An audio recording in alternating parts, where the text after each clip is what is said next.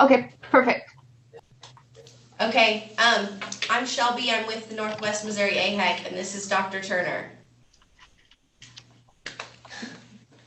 Howdy, howdy. So, okay, I'm working under the assumption that everybody can hear me. I think we have an hour roughly. I'm not sure how long I'll talk for, and then certainly we can open it up for questions. I doubt I'll go over, that's for sure. These topics are on practice optimization. So they gave me a list of a bunch of things to pick from. And one is the difference between traditional and transforming practices. And the other one I picked was practicing at the top of your license. And if we have time, I'll talk somewhat about ACOs. Hey, Buell, how you doing? So I think I've met most of y'all in the room. There's a couple of faces I don't recognize. You would be one of them. I'm Josh Radmer. Huh? I'm Joshua Radmer. Oh, hey, Joshua. I'm an ADN student. Oh, excellent, excellent. We are happy to have you. And everybody signed in at your respective sites. So sometimes I'll get up and walk or stand or get around to the front of this table here because I don't know that I can sit in this chair the whole time. I hope my hair looks good. That's a joke. I had to run over to the clinic to do a revision. We had a wound that de-healed. So those are fun to go fix. I can tell y'all how to do that. I'm really good at talking on that topic. So anyway, I'm Dr. Turner, Devin Turner. I went to school at the Oklahoma State University, geez, I don't know what they call it now, Health Sciences Center or something, but it's Oklahoma State College of Osteopathic Medicine and Surgery. And I trained in Maine and at the University of Massachusetts in family practice, and then I came here. And I've been here for 23 years. My role is I'm a family practice doc. I am only in the office half a day a week. I'm the chief medical officer for our system. And my other title, they call me, is president of the clinic. But Brady Dubois, the president of the hospital, and myself run the operations of all the clinics, the 4 hospitals we have. And my area of focus is on physician relations, employment, and also on our APPs and CRNAs. On their employment, and then all the stuff that goes along with that. So the topics today, the first topic I want to talk about is traditional versus transforming practices. And I don't have slides. I thought about some funny slides, and after I got to reviewing them, probably isn't something I could show you, because I picked funny slides that probably are meaningless to y'all. But I want to outline, and I believe that you'll believe, what is a traditional practice in medicine. And the traditional practice in medicine, contrary to popular thought, if you really looked back in time, really would have been a transforming practice of medicine. So if you think back when medicine really started to get legs, the doctors, midwives, or whoever were providing care went to the patient. It was very patient-centric, and that's how you delivered care. And then as medicine evolved and science and stuff rolled into this, it's not that medical care wasn't patient-centric, but it really came to a more centralized delivery of service. So you had hospitals, and then you had physician offices. And so it really, not that it's not patient-centered, but it really became more physician-centered from a standpoint of, instead of the physician or provider at that time going to the patient and providing care and support for the family, the families and the patients come to the provider, the physician, the APRN, whoever they're seeing. And that's what you would think of as a traditional practice. You either go to the hospital and you see your patients, or you go to your office and the patients come and see you. But it's not a lot of house call driven. And it's very process oriented. You have a check-in process by which you're then placed in a room, by which you're then set up by techs or nurses or whomever we have in the care team, and then the physician sees you in the old captain of the ship model. I'm sure you've all heard that term used. And that has started to evolve. This really took off, if you look back into the 1920s, 30s, really in the 50s. If you really start to look back, that's when this really became, you see more and more hospitals coming up, more offices, growing offices, multi-specialty groups trying to form, trying to decide, where physicians weren't just general practice anymore. You actually started to have folks who specialized in care, traditional medicine. Okay, now what is transforming? And that's what I want to spend kind of more of the talk on. And I want y'all to think about this and think back, because you may or may not agree, but really if you think about it, is transforming medicine is really to deliver care the way patients want their care to be delivered. Because right now we deliver care the way we want to deliver the care. There has to be a give and take. We have to provide service at the time the patient wants service. So if you want something today, okay, you can do one of two things. You can hop in your car and go to Target, Walmart, wherever and get it. Or you can go on Amazon, and if you have Prime, have it delivered tomorrow. And in the case of my oldest daughter who lives in Nashville and my son who lives in Dallas, they can order it this morning and it'll be at their house tonight. Okay, that's how people want to receive their stuff, whether it be food, clothes, whatever. They also want their health care that way. Believe it or not, that's what they want. They want to be able to get on their phone, they want to be able to order what they want, and they want it to be delivered to them. And then what does that look like? And that could be a video chat, and it could be that. It could be some type of texting, question answer. It could be a form they fill out and send to get a response. They could be talking to a computer, artificial intelligence. They want to have both venues available, because when they're hurt, they want to be able to go to the hospital, right? If the bone's sticking out, you kind of like, gee, I don't know that Amazon can fix this. Just like today, I'm over there revising a wound that dehisced. Okay, that happens. It's a complication of little, minor surgeries and big surgeries.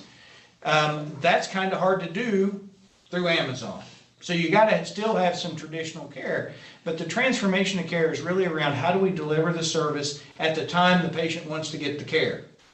And we are in that, you're going through that transition. And I will tell you, as you train and you work with other physicians, they are kicking and screaming about this transformation of care. And the reason we're kicking and screaming is because it's not necessarily good, although you can find some that will say it is not. It's because it's not the way we've done it for the last 50 years, 70 years. And for many of us I have been seeing patients for over 30 years. I've been here for 23, almost 24 years. So we're changing everything I've been used to doing for my whole career. It's the right thing to do. It really is. Because what it allows us to do is it actually allows us to touch more patients in a way that allows them to get the care they needed. What we have to have is we have to have technology keep up with us. So that's one of your big questions. Is the computer smart enough to answer the question? I've got news for you, it is. Is it as smart as it needs to be? The answer is no.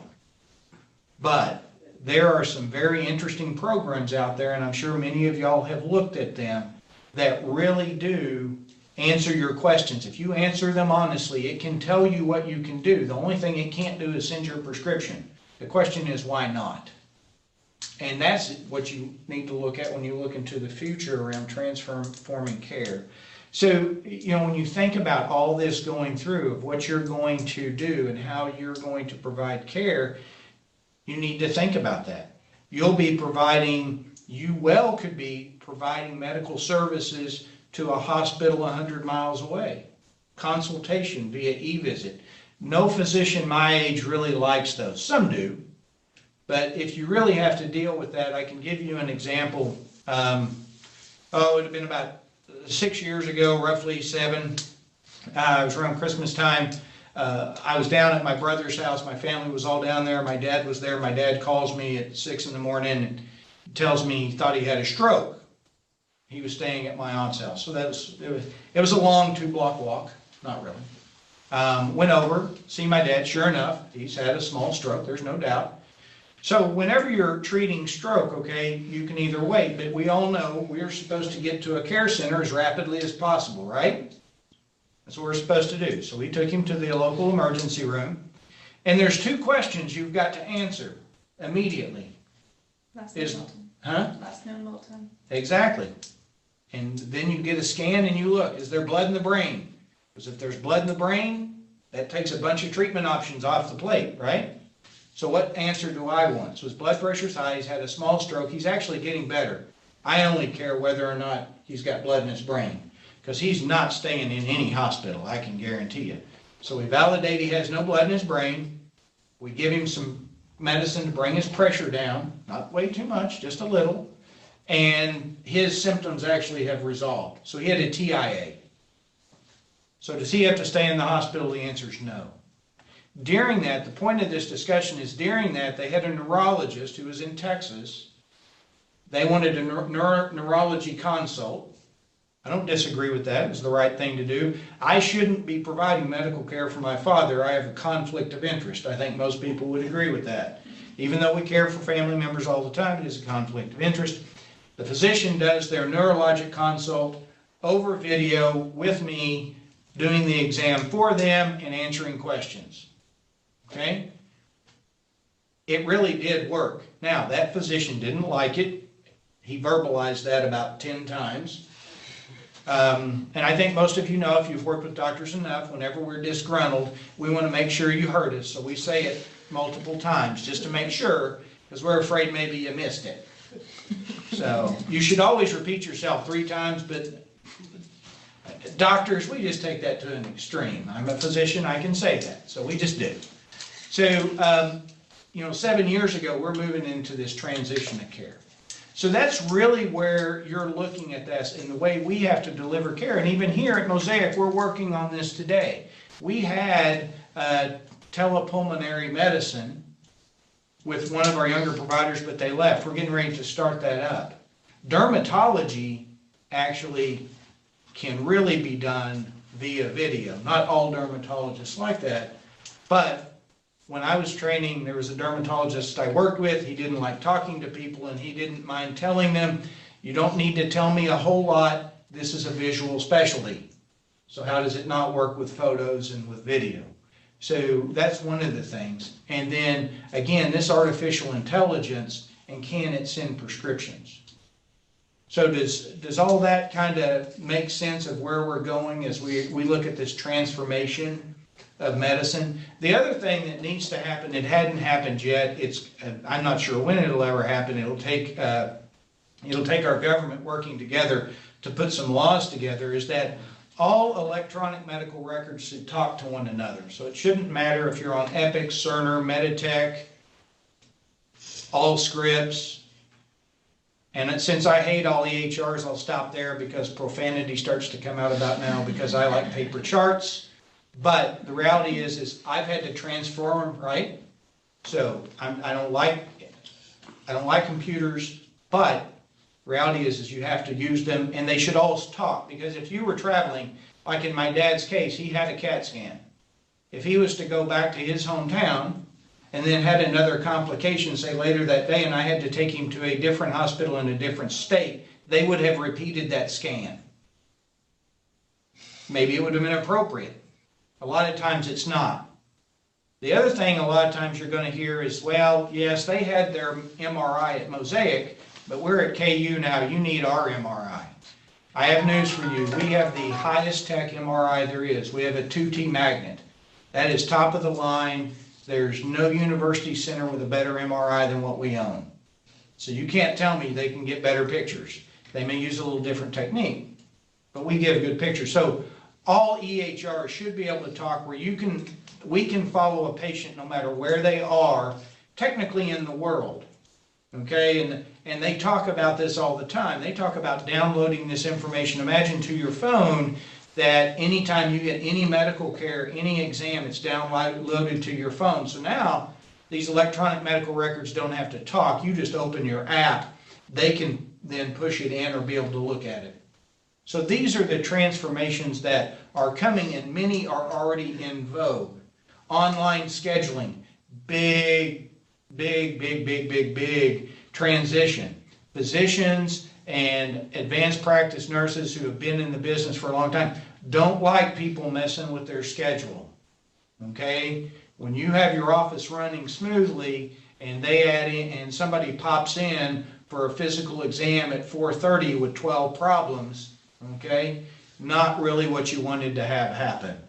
But there's ways to work inside the EHR to make for that convenience. So when a patient doesn't want to go online, but they want to come see you, they want to come see you today, they can make an appointment. And why does my patient only have to see me? Okay, I do primary care and family practice. As long as it's an adult patient, any of my internal medicine partners, any of my med ped partners, any of my family practice partners, and that includes also our advanced practice nurses practicing in all of those practices, should be able to see that patient. Because if an APRN sees them and they say, well, gee, I really need to get the doc to look at this, they're going to have somebody to call, right? So then you have what we call a practice without walls. That is not going over real well. Some places have done it, but really and truthfully, that's another step. That'll be early on.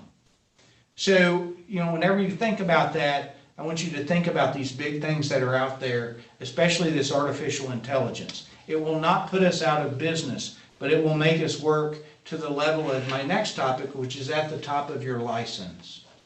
So one of the things, whenever we talk about that topic, working at the top of your license, what does that mean?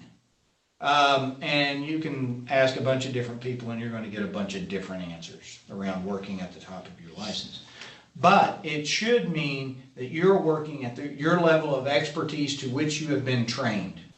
Okay? Me seeing someone with strep throat I'm seeing a 17-year-old who has strep, or they could have mono. I've got an easy history. They're healthy, no surgeries, no medical problems, no medications, nothing, is a great visit.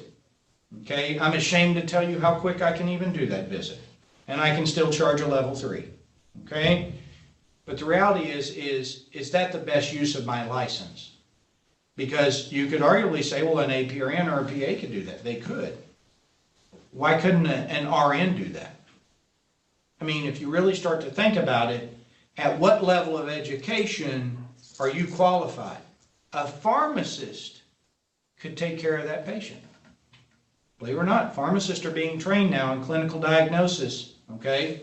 And they're doing a lot of stuff around immunizations, but they're also doing things around diagnosing and treating patients with simple problems. So that if you do go to the Walgreens, the CVS, Rogers Pharmacy, you could take a rapid test, okay?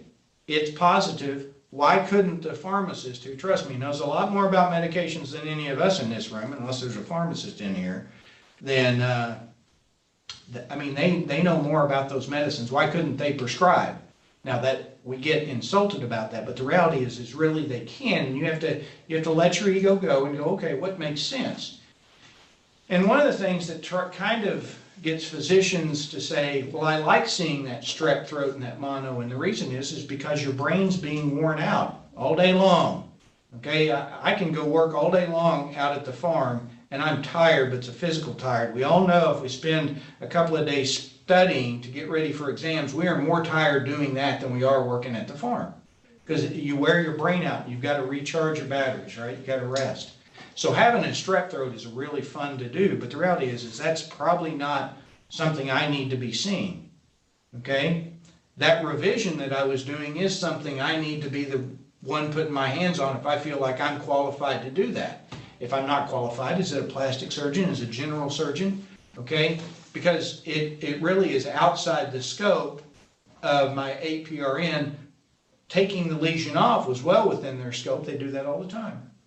But when this dehisced, now it becomes my scope because that's a higher level of care. Not that you can't do it, but there's other things that go into doing this, okay?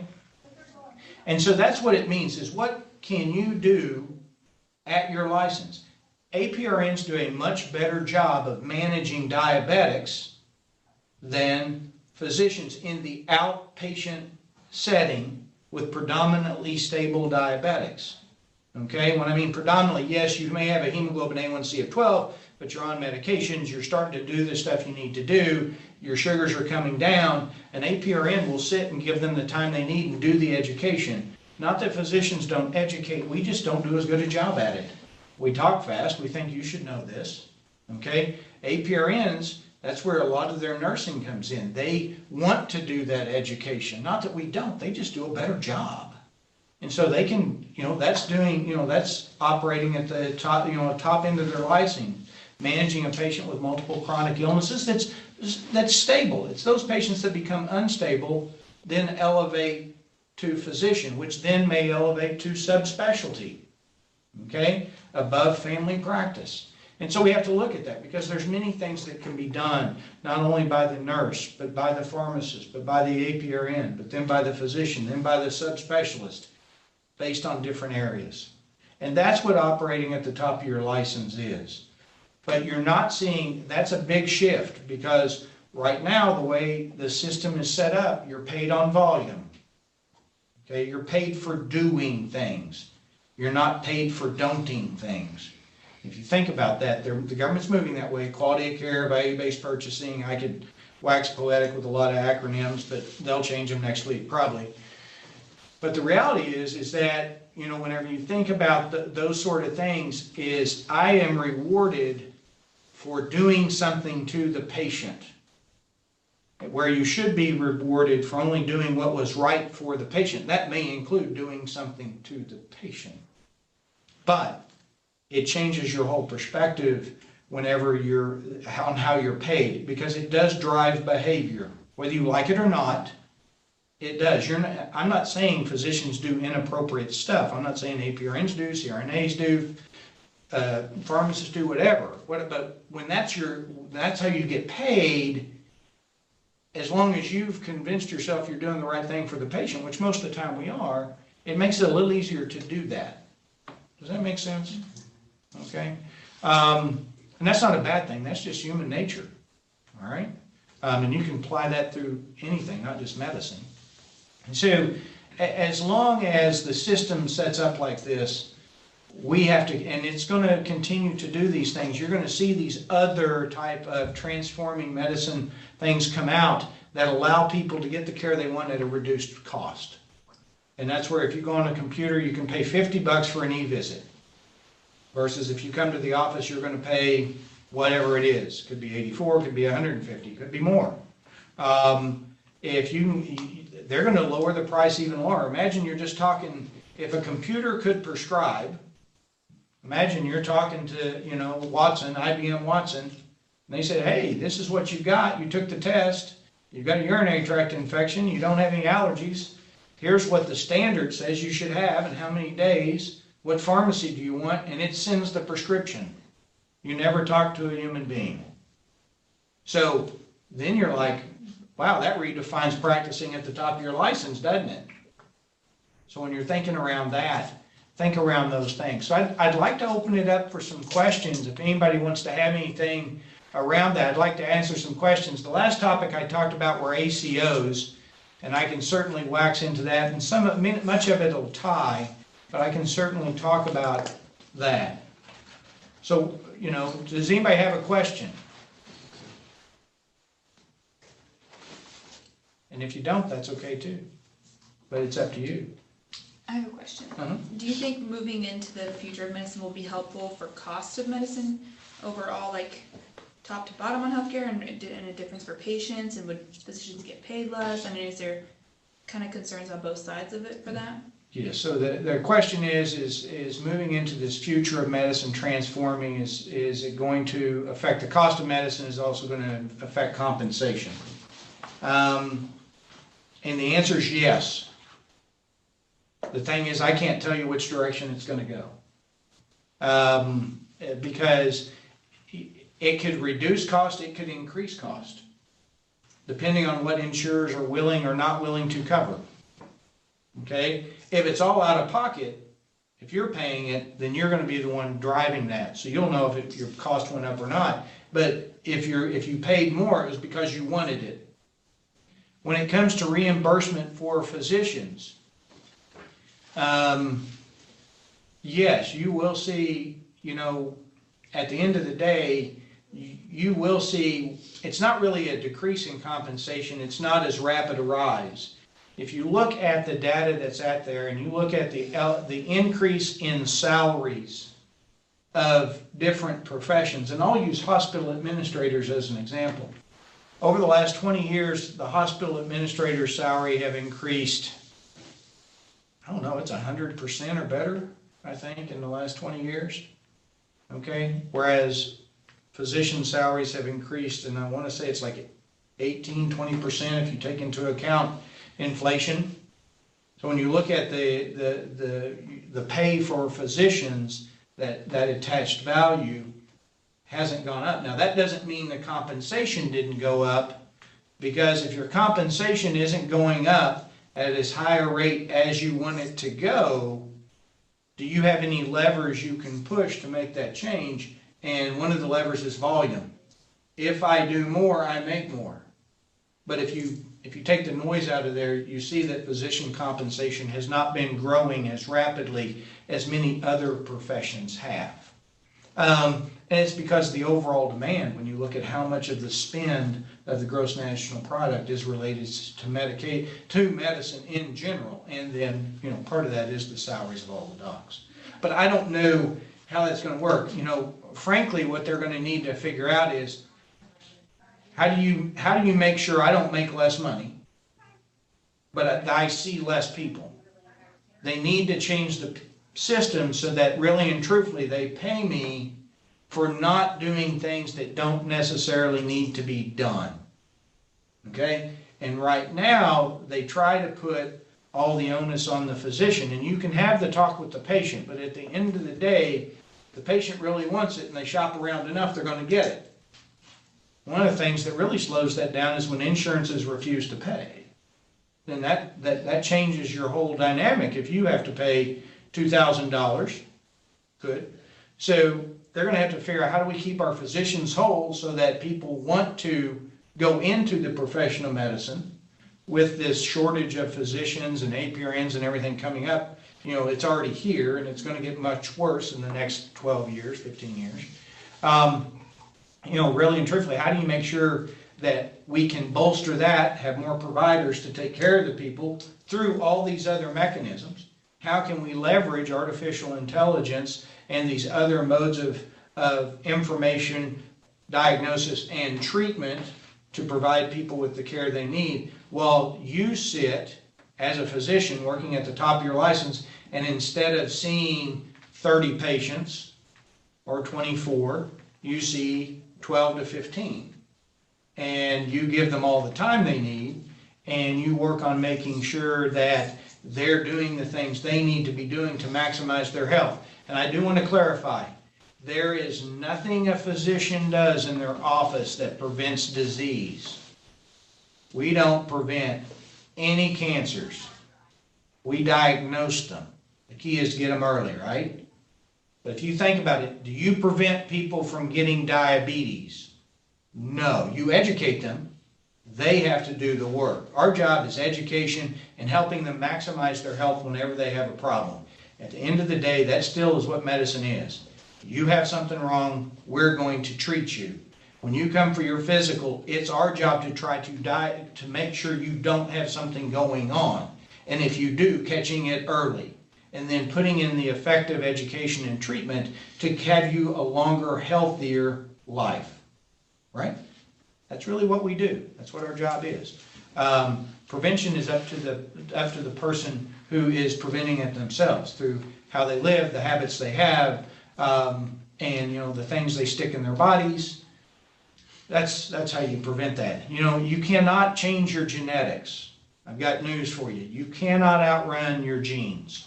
If you're predisposed, everybody's predisposed to diabetes. Don't anybody think in the room, I'm not predisposed. All of you have the gene that says you could get it. It's whether or not you live long enough to get it. That's really what it comes down to. But you can affect that by lifestyle and a bunch of other things, right? So, and there are things you can do to you that would lead to you to get disease that you wouldn't have gotten if you didn't do that. But always keep that in mind too. You know, at the end of the day, whether it's traditional medicine or transforming, nothing will ever beat a good history. You notice I didn't say physical.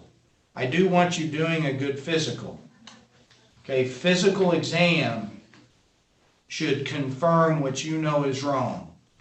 So I'm sitting here talking before you, and most of you I think know when providers provide health care, we interrupt the patient within 18 seconds. Hint, big dissatisfier. Why do you think they like doing it online? Well, why would you think they don't want to do it on their phone and stuff like that? Because then you can't be interrupted, right? So there's a lot to be said for that. So the first thing you do, ask an open-ended question, be quiet, and try to time in your brain. Can I let this person talk for a minute without me interrupting? Sometimes that's hard. But the better you get at that, if you sit down, patients tell you what's wrong, you confirm it. Now occasionally, exam, you're like, I got no clue, but exam will point you in a direction, or they failed to mention that, hey, my heart's been beating a little bit funny, but I just didn't want to tell you about it, and you check their pulse, and it's irregular, and you go, oh, well, gee, you're an AFib, let's check this out. Exam can find things like that, but a lot of times patients can tell you. They'll come in and say, hey, this is what I've noticed. They tell you what's wrong, you go, oh yeah, you're right. So that's kind of, you know, those are kind of those two topics. The ACO, you know, that's an interesting concept, these accountable care organizations. So they wanted, one of the topics was ACOs versus fee-for-service. Well, where we live right now in the Midwest, and I think where most of y'all are, right now we are in what's called a discount fee-for-service. That's what you'll hear the term. It's like buying a car, okay? They put a sticker on there, that's not the price, right?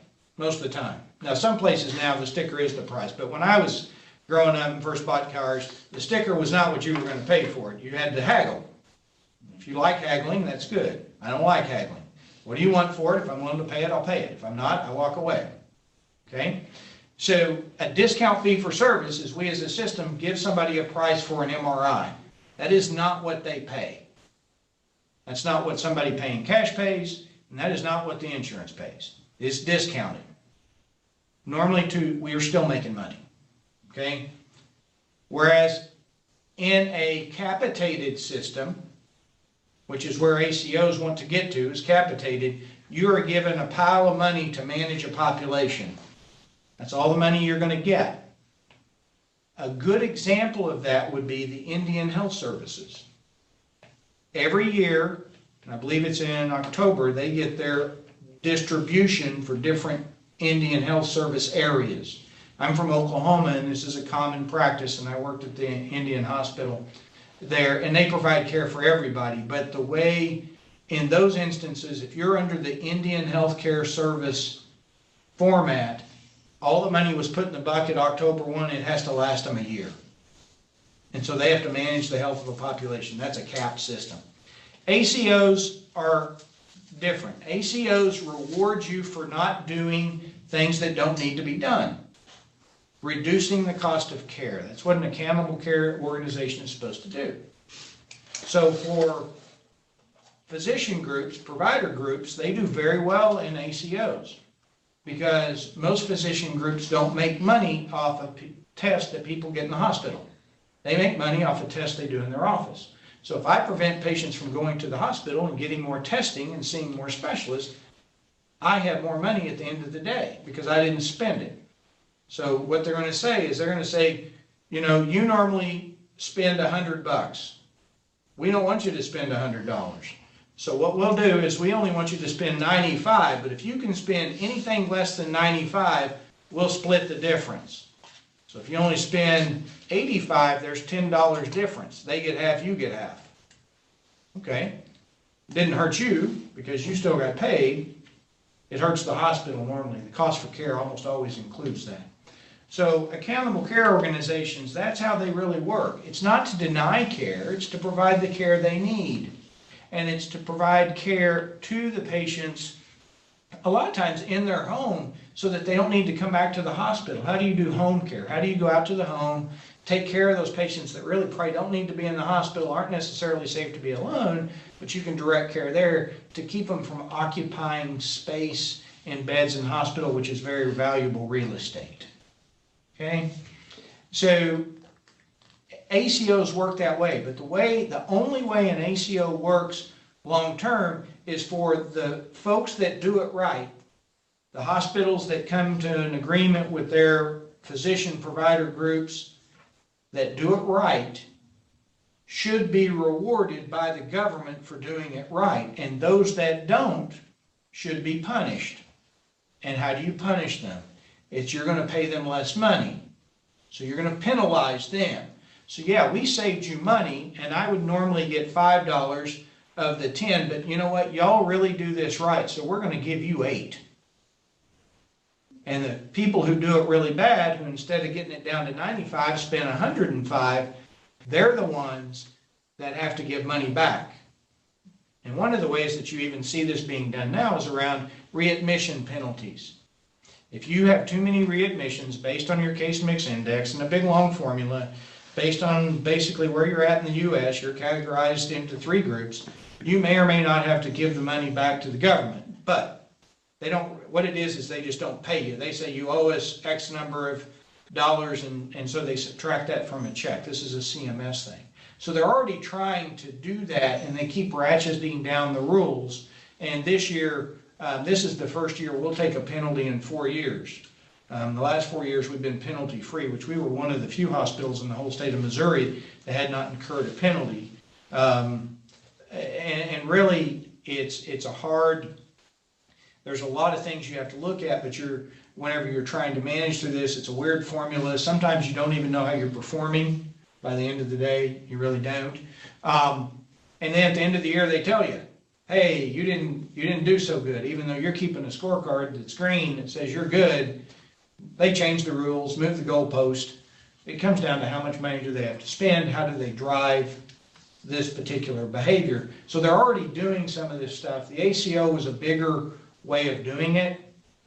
We actually were in the ACO. We got out. We were very successful, number 2 in quality. We saved money 5 out of the 6 years and got payments back. But if I save the government $10 million, and after that, and they go, wow, we really like you, and they give me $6 million back, for y'all higher math, we still lost $4 million. So if you don't figure that when it comes to your employees, to your capital spend, think about that, running a big operation. You took $4 million out of your paycheck. That's a big number. Now, if they reward you and punish the other ones, how do we get that delta smaller?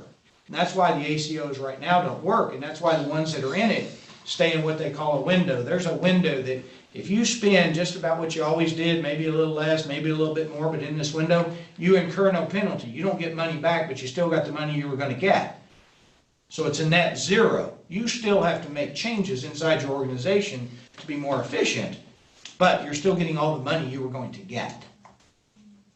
Does that make sense? So the people who are really saving your money, you're punishing them, and the people who are kind of playing at it, well, that's okay. They can keep playing at it. Look, they get it. You get a participation trophy. Thank you, thank you, thank you. But you didn't really meet what the goal was, which was to really try to bend the curve and save money. Okay?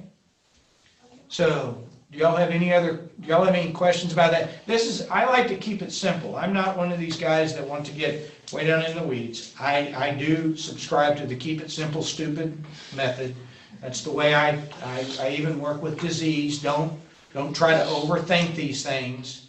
Okay, when somebody's liver functions are way out of whack, don't think they have the weirdest hepatitis either. If their total bili's high and their alk phos is high and the transaminases are low, check their gallbladder, because there's a reason they say you have right upper quadrant pain. Okay, look for the basics, and it's once you know the basics, then you can get to the more complicated stuff. Okay. So, any questions? Boy, y'all are a loud, ruckus group. Do you find this helpful? Do you feel like you learned a little something? Okay, I really would like y'all, you really need to look into this artificial intelligence, and you shouldn't be scared of it, you should embrace it. And for me, that's been an eye-opening thing, because I will fully disclose, I do not like computers, okay? We got our first computer, I don't know, well, y'all wouldn't even know what they were, but Apple came out with the first computer, gave them to a bunch of high schools. We had 4 in my high school. I got that the second half of my senior year. 2111. Okay? So it was a nice paperweight that sat in the front of the room, because none of us used it, except for the sophomores and the juniors and the freshmen. 2111. Seniors, we didn't touch it. But the reality is you've got to pull your blinders back, and you need to embrace these changes. They're not bad. They're just different. And instead of going, they're bad, we need to find ways to make them better so that they actually deliver the care we need them to deliver to the patient. You know, I'm not going to argue. Telehealth is hard. You're listening over an airway. Can you hear as well as you could? Maybe you can, maybe you can't. A lot of times it is operator dependent at the site. You know, how good's the nurse or tech who's helping you run that equipment from a distance? Okay? How good are they? But also these computer AI things are correct. And you have rapid testing at the pharmacy. Why couldn't somebody go online to you at your office and say, hey, I took a rapid strep test, or hey, I've got a urinary tract infection. Can you send me in a script? Hey, yeah, that's $15. They swipe their cards, you get $15, you send a script in. There's a price for writing that prescription. Now, used to we did it all the time, phone medicine all the time on the weekends, right? But when you think about that, the price doesn't have to be real high, because how much staff cost did it cost you to do that? Okay?